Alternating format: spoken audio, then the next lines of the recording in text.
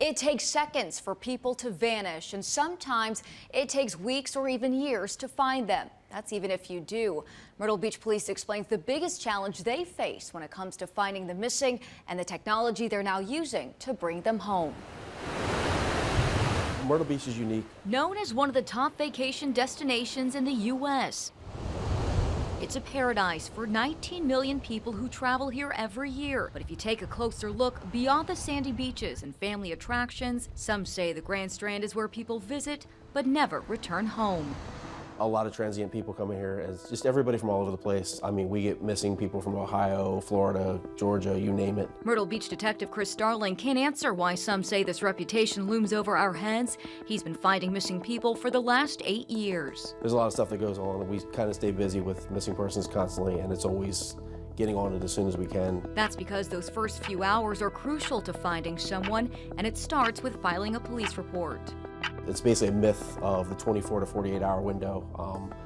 I would rather have somebody reported as soon as you start thinking there's something wrong with it, because those couple hours become very important to us in locating this person missing for you. Vehicle information if they have a car, provide a recent photograph. He shows us the form they use and says it's also important to share where that person banks and their social media accounts. You'd be surprised how many people barely even use their cell phones anymore, and it's just a constant, hey, we only talk to them through Facebook Messenger. Social media is king when it comes to tracking down people, from checking into places to tagging people online.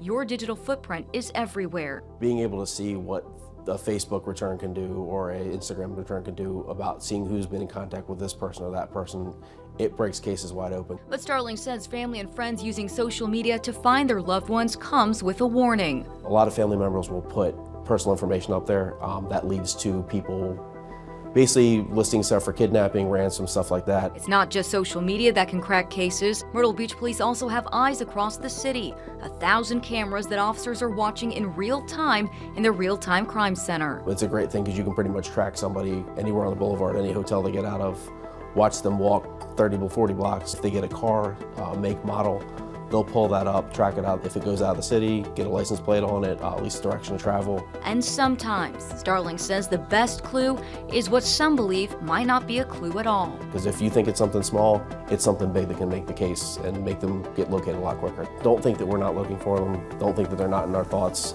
When officers are involved and detectives are involved, they put a lot of time and effort into these cases, and they become attached. Next week, we're speaking with a nonprofit organization that uses advanced technology to find the missing. If you haven't already, make sure to go to our website and click on the Investigate tab to find my series, Vanished, Missing in the Grand Strand. For questions or comments about cases, you can email me at vanished@WMBFnews.com. In the studio, Lauren Korn, WMBF News.